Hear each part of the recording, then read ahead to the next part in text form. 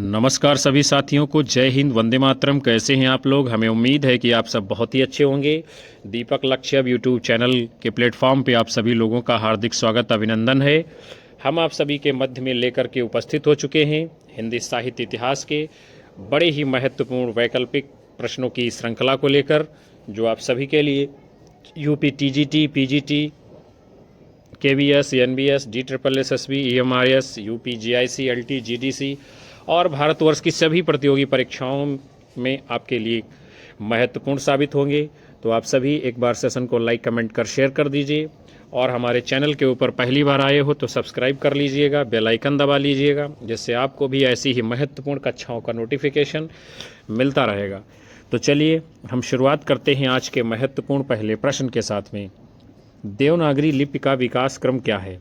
4 विकल्प आप सभी के सामने हैं और आपको बताना है इसका विकास किस क्रम में हुआ है।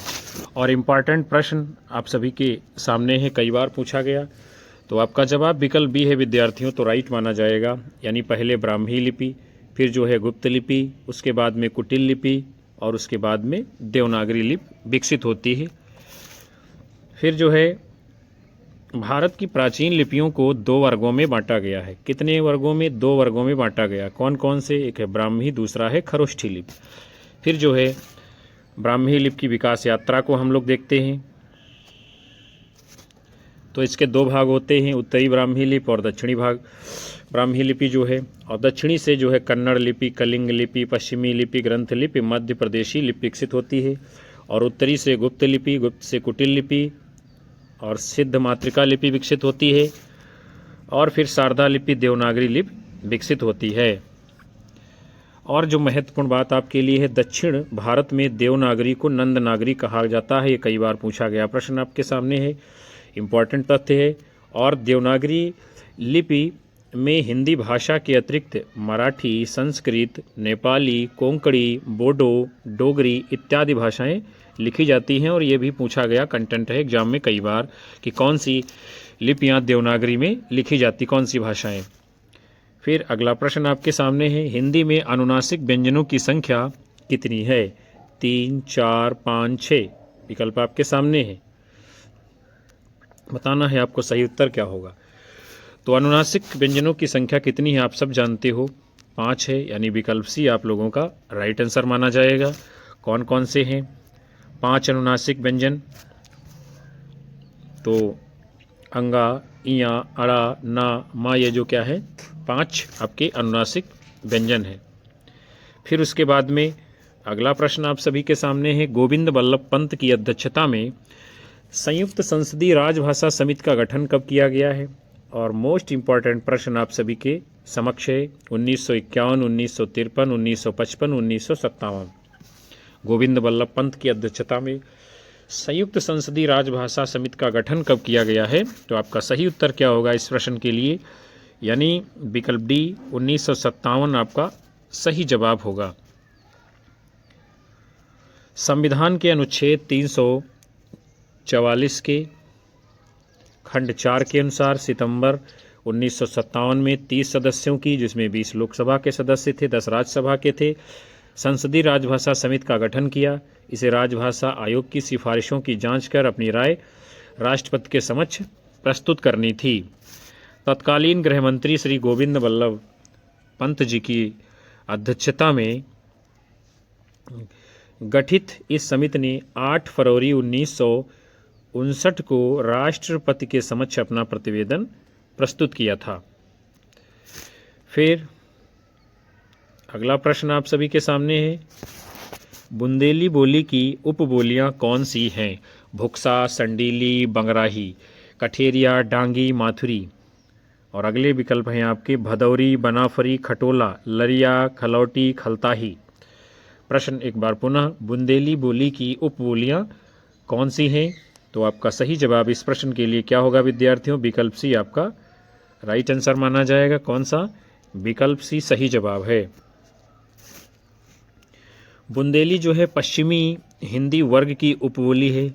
किसकी है? पश्चिमी हिंदी वर्ग की उपबोली है, जिसका विकास जो है शौरसेनी अपभ्रंश से हुआ है। भदौरी, बनाफरी, खटोला, लोधांती, पवारी, निभट्टा इसकी उपबोलियां हैं। उसके बाद में बुंदेली बोली के बारे में और हम लोग जानते हैं। आल्हा बनाफरी शैली यानी उपबोली में लिखा गया है, ये भी बुंदेली की उपबोली है। ईसुरी का फाग ये बुंदेली की बोली में है। जगनिक, ठाकुर, पजनेस, रसनिधि, श्रीपति, पद्माकर ये जो है बुंदेली बोली के प्रसिद्ध कवि हैं। उसके बाद में अगला प्रश्न आप सभी के सामने है, मोस्ट इम्पॉर्टेंट प्रश्न है। यूरोप में बिहारी सतसई के समकक्ष कोई रचना नहीं है। वेरी वेरी मोस्ट इम्पॉर्टेंट प्रश्न है आपके सामने ये। George Grierson, Acharya Ramchandra Shukla, doctor Nagendra, doctor Ramkumar Verma, Europe में बिहारी सतसई के समकक्ष कोई रचना नहीं है, ये कथन जो है किसका है? तो आप सब जानते भी होंगे इसके बारे में।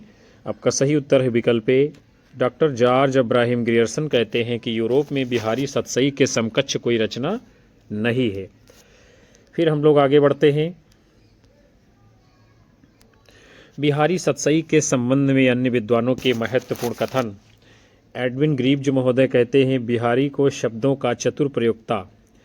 क्या कहा है? बिहारी को शब्दों का चतुर प्रयोक्ता कहा है। किसने? एडविन ग्रीव्ज ने।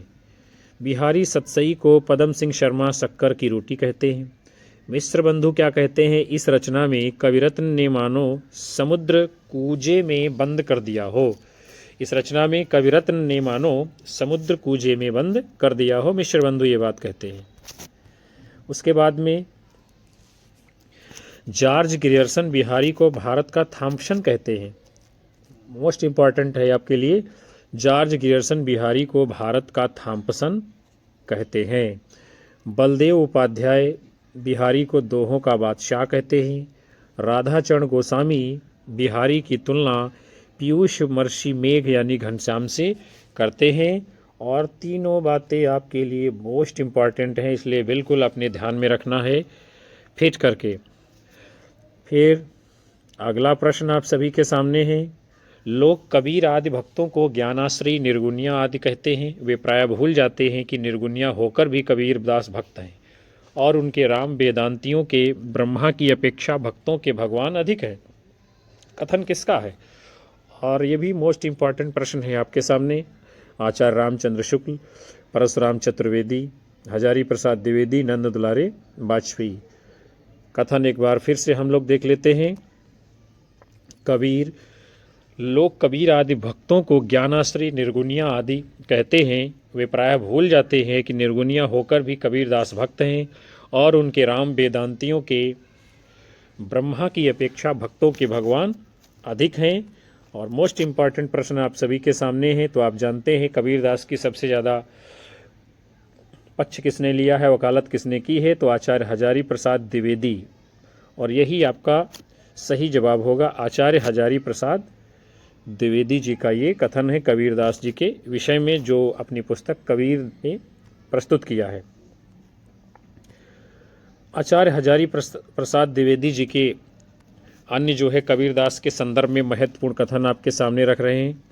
आज तक हिंदी में ऐसा जबरदस्त व्यंग्य लेखक नहीं हुआ। ये कौन कहता है? हजारी प्रसाद द्विवेदी। फिर अगली बात, भाषा पर कबीरदास का जबरदस्त अधिकार था। वे वाणी के डिक्टेटर थे। जिस बात को उन्होंने जिस रूप में प्रकट करना चाहा उसे उसी रूप में कहलवा दिया। बन गया तो सीधे सीधे, नहीं तो दरेरा देकर। ये पूछे गए कथन हैं विद्यार्थियों बार बार परीक्षा में, इसलिए आपको ध्यान में रखना है। फिर अगली बात क्या कही है हजारी प्रसाद द्विवेदी जी ने कबीर के विषय में? व्यंग करने में और चुटकी लेने में भी कबीर अपना प्रतिद्वंदी नहीं जानते हैं। तीनों कथन बेहद ही महत्वपूर्ण हैं, आपको ध्यान में रखना है। फिर जो है अगला प्रश्न आपके सामने है। नई कहानी संदर्भ और प्रकृति पुस्तक के संपादक कौन है? नामवर सिंह, राजेंद्र यादव, देवी शंकर अवस्थी, भैरव प्रसाद गुप्त। और इम्पॉर्टेंट प्रश्न आपके लिए, नई कहानी संदर्भ और प्रकृति पुस्तक के संपादक कौन है? तो आपका सही जवाब क्या होगा? विकल्प सी, देवी शंकर अवस्थी जी।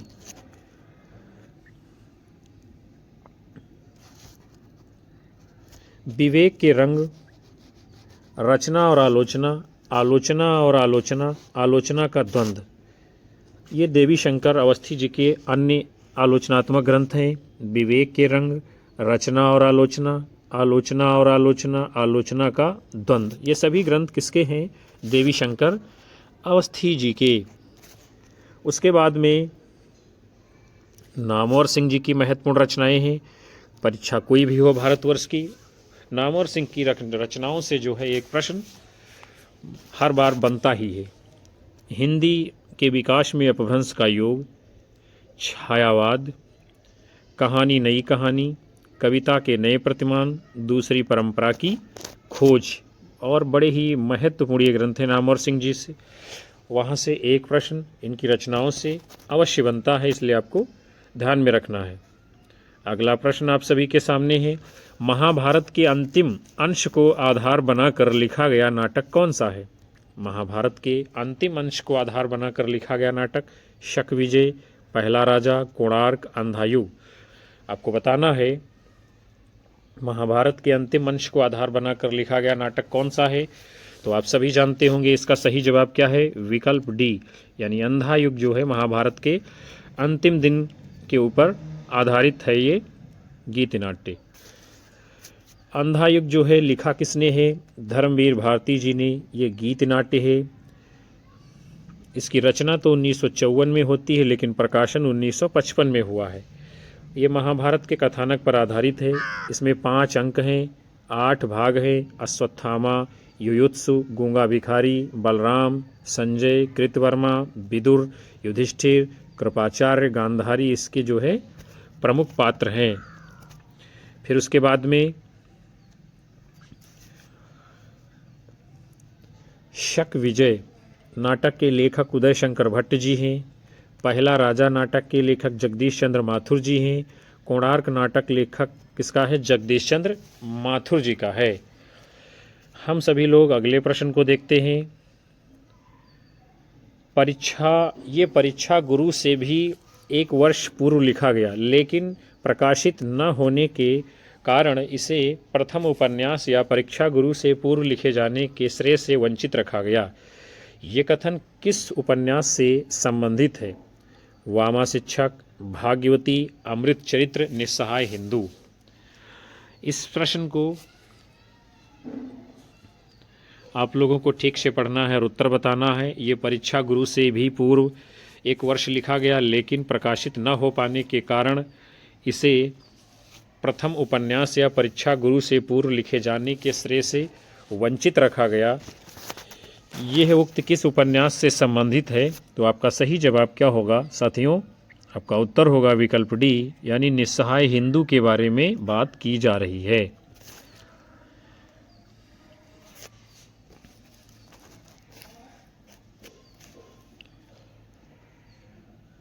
फिर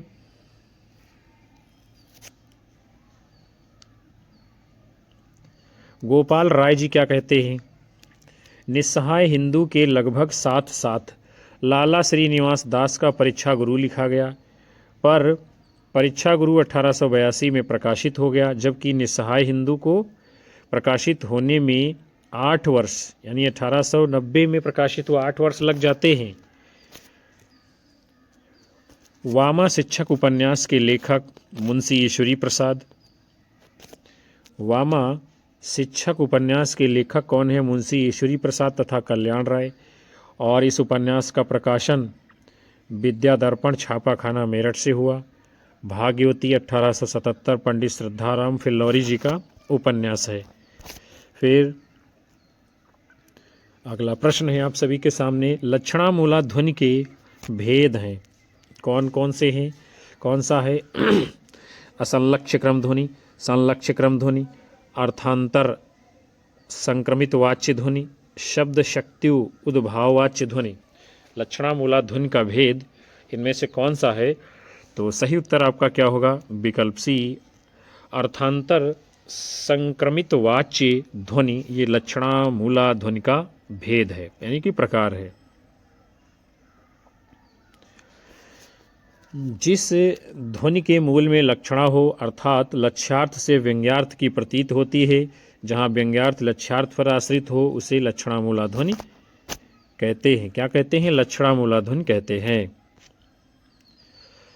लक्षणा मूला ध्वनि के भेद कौन कौन से हैं? अर्थांतर संक्रमित वाच्य ध्वनि, अत्यंत तिरस्कृत वाच्य ध्वनि। फिर अगला प्रश्न है आप सभी के सामने, भामह ने समस्त अलंकारों का मूल किस अलंकार को माना है? उपमा, रूपक, वक्रोक्ति, यमक। भामह ने समस्त अलंकारों का मूल किस अलंकार को माना है? बताना है आप सभी को, उत्तर करना है। बेहद ही महत्वपूर्ण प्रश्न है आप सभी के सामने। भामह ने समस्त अलंकारों का मूल किसको माना है? तो आपका सही उत्तर क्या माना जाएगा? विकल्प सी, वक्रोक्ति को जो है समस्त अलंकारों का मूल माना है। किसने? भामह जी ने। हालांकि वक्रोक्ति संप्रदाय के संस्थापक आचार्य कुंतक हैं, जिन्होंने 10वीं 11वीं शताब्दी के मध्य अपने ग्रंथ वक्रोक्ति जीवितम में क्या कहा था? वक्रोक्ति काव्यस्य जीवितम। क्या कहा है? वक्रोक्ति काव्यस्य जीवितम। पूछा गया तथ्य ये बार बार। फिर भामह और अलंकार संप्रदाय की खासियत क्या है देखते हैं हम लोग। अलंकार संप्रदाय के प्रवर्तक हैं भामह। काव्य अलंकार इनकी प्रमुख पुस्तक है। इन्हें प्रथम रस विरोधी आचार्य माना जाता है। किसको? भामह को। और इन्होंने वक्रोक्ति को सौंदर्य एवं अलंकार का बीज माना है। क्या कहा है? वक्रोक्ति को सौंदर्य एवं अलंकार का बीज माना है। फिर अगला प्रश्न आप सभी के सामने है, श्रीमती एनी बेसेंट का भारत में आगमन किस वर्ष हुआ? 1885, 1879, 1893, 1882। श्रीमती एनी बेसेंट का भारत में आगमन कब होता है? तो आपका सही जवाब क्या माना जाएगा इस प्रश्न का? विकल्प सी, यानी 1893 ईस्वी में। 1893 ईस्वी में आगमन होता है भारत में श्रीमती एनी बेसेंट जी का। Shrimati Annie Besant theosophical society की प्रमुख सदस्य क्या हैं? थियोसोफिकल सोसाइटी की प्रमुख सदस्य हैं। नारीवादी, राजनीतिक कार्यकर्त्री, भारत में एक राजनीतिक के रूप में थीं। नवंबर 1893 में वे मद्रास के अड्यार में थियोसोफिकल सोसाइटी के वार्षिक सम्मेलन में भाग ली। फिर क्या हुआ? वर्ष 1907 में थियोसोफिकल सोसाइटी की अध्यक्ष निर्वाचित हुई।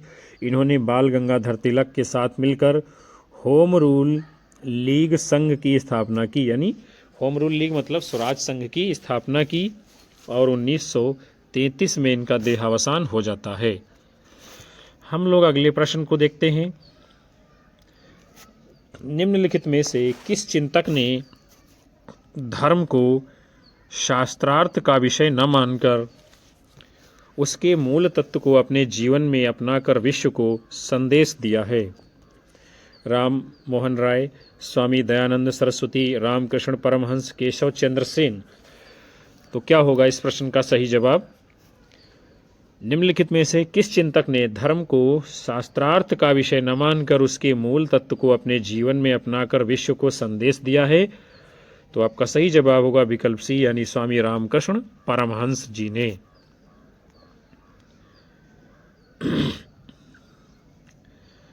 उसके बाद में अगला प्रश्न आप सभी के सामने है। अब एक सभ्यता का सूर्य सुदूर पश्चिम से उदय हो रहा है, जिसने इस नारकीय महाजनवाद या पूंजीवाद की जड़ खोद कर फेंक दिया। ये कथन किस लेखक का है? रामचंद्र शुक्ल, प्रेमचंद, महावीर प्रसाद द्विवेदी, श्याम सुंदर दास। किसका ये कथन है? बताना है आप सभी लोगों को, उत्तर करना है। अब एक सभ्यता का सूर्य सुदूर पश्चिम से उदय हो रहा है, जिसने इस नारकीय महाजनवाद या पूंजीवाद की जड़ खोद कर फेंक दिया है। तो आपका सही जवाब क्या होगा? विकल्प बी, मुंशी प्रेमचंद जी का ये कथन है। नारकीय महाजनवाद और पूंजीवाद की जड़ खोद कर फेंक दिया है, मुंशी प्रेमचंद जी कहते हैं। और ये कथन जो है मुंशी प्रेमचंद जी ने अपने निबंध महाजनी सभ्यता में लिखते हैं। महाजनी सभ्यता निबंध के अन्य महत्वपूर्ण अंश हम लोग देख लेते हैं। निसंदेह इस नई सभ्यता ने व्यक्ति स्वातंत्र्य के पंजे, नाखून और दांत तोड़ दिए। अगला कथन है, हाँ, समाज व्यवस्था ने व्यक्ति को यह स्वाधीनता नहीं दी है कि वो जनसाधारण को अपनी महत्वाकांक्षाओं की तृप्ति का साधन बनाए और तरह तरह के बहानों से उनकी मेहनत का फ़ायदा उठाए या सरकारी पद प्राप्त करके मोटी मोटी रकम उड़ाए और मुझों पर ताव देता फिरे। अगला प्रश्न आपके सामने है, हिंदी का पहला दैनिक समाचार पत्र इनमें से कौन सा है? बनारस अखबार, समाचार सुधावर्षण, अवध अखबार, जगहित कारक। इनमें से कौन सा है पहला दैनिक समाचार पत्र? आपको बताना है। तो सही उत्तर आपका क्या होगा? इंपॉर्टेंट प्रश्न है आपके लिए, विकल्प बी, समाचार सुधावर्षण ये हिंदी का पहला दैनिक समाचार पत्र है। आगे बढ़ते हैं हम सभी लोग। हिंदी का पहला दैनिक समाचार पत्र जिसका नाम है समाचार सुधावर्षण, इसके संपादक कौन थे? श्याम सुंदर सेन जी। 1854 ईस्वी में ये कलकत्ता से प्रकाशित होता था और ये द्विभाषिक समाचार पत्र था, जिसके प्रथम 2 पृष्ठ हिंदी में और बाद के 2 पृष्ठ जो है बांग्ला में छपते थे। फिर जो है हिंदी के अन्य प्रारंभिक समाचार पत्र, उदंत मार्तंड, पंडित जुगल किशोर के द्वारा 30 मई 1826 को कलकत्ता से प्रकाशित हिंदी का ये जो है प्रथम समाचार पत्र है। बनारस अखबार, हिंदी प्रदेश से प्रकाशित ये प्रथम समाचार पत्र है। बनारस अखबार हिंदी प्रदेश से प्रकाशित। फिर है अवध अखबार, ये उर्दू भाषा में 1 जनवरी 1875 में प्रकाशित होता है। किस भाषा में? ये बात महत्वपूर्ण है, उर्दू भाषा में अवध अखबार। नाम से ही अवध आ रहा तो आपको ध्यान में रखना है, ये उर्दू में होगा।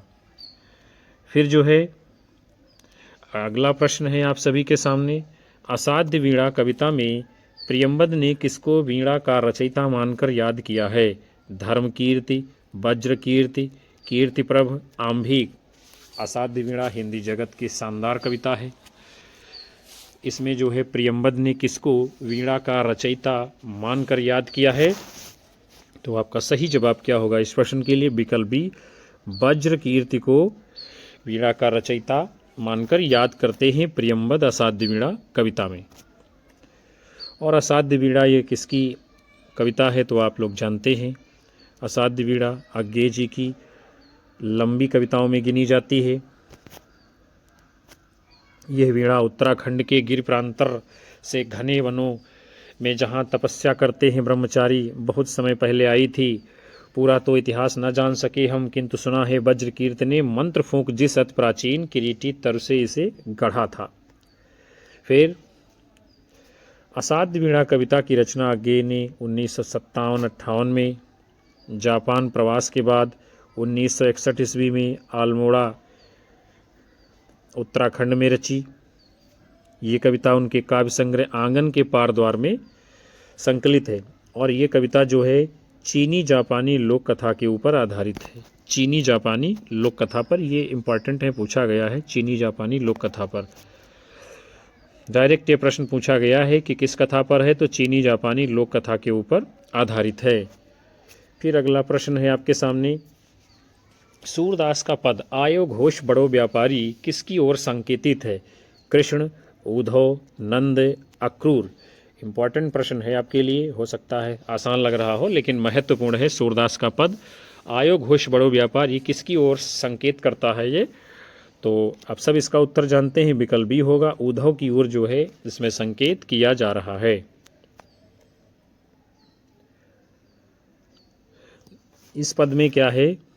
गोपियां उद्धव के संबंध में आपस में कह रही हैं, देखो सखियों, अहीरों की बस्ती में एक बहुत बड़ा व्यापारी आया है जिसने अपने ज्ञान और योग की माल भरी गठरी जो है सीधे ब्रज में आकर उतार दी है। उसके बाद में फिर अगला महत्वपूर्ण प्रश्न है आपके सामने, शासन की बंदूक कविता किस छंद में है? इम्पॉर्टेंट प्रश्न, मोस्ट इम्पॉर्टेंट प्रश्न है आपके लिए ये। शासन की बंदूक कविता किस छंद में है? बरवय, सोरठा, दोहा, उल्लाला। आपको बताना है शासन की बंदूक कविता किस छंद में है। तो सही जवाब क्या होगा? शासन की बंदूक। ये जो कविता है कि किस छंद में रची गई है, आपका सही उत्तर क्या होगा? विकल्प सी, यानी दोहा छंद में है। आगे बढ़ते हैं हम सभी लोग। इस कविता के अंश को हम लोग देखते हैं। खड़ी हो गई चाँप कर कंकालों की हूक, नभ में विपुल विराट सी शासन की बंदूक। और ये पंक्ति भी पूछी गई है कई बार, जो है किस कविता से है? तो ये जो है शासन की बंदूक कविता से है। और ये कविता किसकी है? नागार्जुन जी की। नागार्जुन कैसे कवि हैं? प्रगतिशील कवि हैं। किस छंद में है कविता? ये दोहा छंद में है। सब कुछ आपको याद रखना है। फिर जानते हैं हम लोग एक नज़र में नागार्जुन जी को। इनका मूल नाम क्या है? वैद्यनाथ। पूछा गया प्रश्न। इन्हें लोक चेतना का कवि कहा जाता है। पूछा गया प्रश्न। इनकी प्रथम कविता मिथिला यानी मैथिली भाषा में है, जबकि प्रथम हिंदी कविता राम के प्रति है इनकी। ये भी पूछा गया प्रश्न है। इनकी प्रथम कविता मैथिली भाषा में है और हिंदी भाषा की प्रथम जो कविता है वो क्या है? राम के प्रति।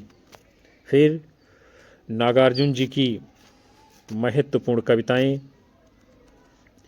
अकाल और उसके बाद, हरिजन गाथा, प्रेत का बयान, बहुत दिनों के बाद, जिसमें आप पढ़ते हैं बहुत दिनों तक चूल्हा रोया चक्की रही उदास, बहुत दिनों तक कानी कुतिया सोई उसके पास, कालिदास के प्रति, आओ रानी हम ढोएंगे पालकी।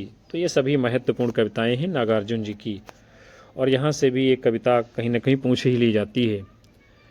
फिर जो है अगला प्रश्न है आपके सामने, क्या कहा जा रहा है? सुनी है कै नाही ये प्रगट कहावत जो, काहू कल पाई है सुख कै कल पाई है। घनानंद की इस पंक्ति में कौन सा अलंकार है? संदेह, भ्रांतिमान, यमक, श्लेष अलंकार। सुनी है कै नाही ये प्रगट कहावत जो, काहू कल पाई है सुख कै कल पाई है। इसमें कौन सा अलंकार है? तो कल पाई हैं और कल पाई हैं दो बार आया है, तो आपका उत्तर क्या होगा? विकल्प सी जो है यमक अलंकार होगा। घनानंद आपके रीत मुक्त धारा के कवि हैं। किसमें के हैं? रीत मुक्त धारा के कवि हैं। और इसका अर्थ क्या है पंक्ति का? तुमने ये प्रसिद्ध कहावत सुनी है अथवा नहीं कि जो किसी को तरसाता है, पीड़ा पहुंचाता है, उसे किसी भी प्रकार शांति चैन नहीं मिलती है, यानी वो भी तड़पता है। उसके बाद में फिर अगला प्रश्न है आपके सामने, सभी संथालों को दामुल हौज हो गया। मैला आंचल उपन्यास के इस वाक्य में दामुल हौज का अर्थ क्या है? दस्तहैजा, उन्माद, ईश्वरी प्रकोप, आजीवन कारावास। सभी संथालों को दामुल हौज हो गया है, यानी ये कथन है मैला आंचल उपन्यास का। तो इसमें दामुल हौज शब्द का अर्थ क्या है आपको बताना है और जानना है। तो सभी संथालों को दामुल हौज हो गया, इसमें दामुल हौज का अर्थ क्या है कि उनको आजीवन कारावास हो गया, यानी विकल्प डी आप लोगों का सही उत्तर माना जाएगा। और हम लोग आगे बढ़ते हैं। इसी कथन के संदर्भ में आगे कहा गया है, धूमधाम से सेशन केस चला, संथालों की ओर से भी पटना से बलिस्टर आया था, बलिस्टर का खर्चा संथालिनों ने गहना बेचकर दिया था। फिर डॉक्टर रामदरस मिश्र जी क्या कहते हैं? इम्पॉर्टेंट कथन है ये है उपन्यास यानी कि मैला आंचल गोदान की तरह कोई क्लासिकल पात्र नहीं दे सका, ये क्लासिकल उपन्यास नहीं है। क्या कहते हैं रामदरस मिश्र जी? ये मैला आंचल उपन्यास गोदान की तरह कोई क्लासिकल पात्र नहीं दे सका, ये क्लासिकल उपन्यास नहीं है। और मैला आंचल का प्रकाशन कब हुआ है? 1954 ईस्वी में। आपको ध्यान में रखना है, ये भी एक आपके लिए महत्वपूर्ण तथ्य है प्रश्नों के परीक्षा के अनुसार।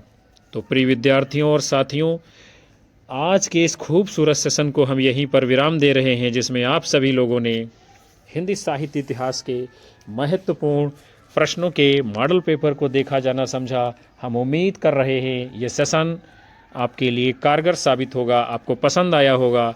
और यदि पसंद आया है तो आप लोग कक्षा को लाइक अवश्य करिए। और जब आप कक्षा को लाइक करते हैं ठीक उसके बगल में ऑप्शन आ जाता है तुरंत हाइप करने का, तो आप लोग कक्षा को हाइप अवश्य किया करिए।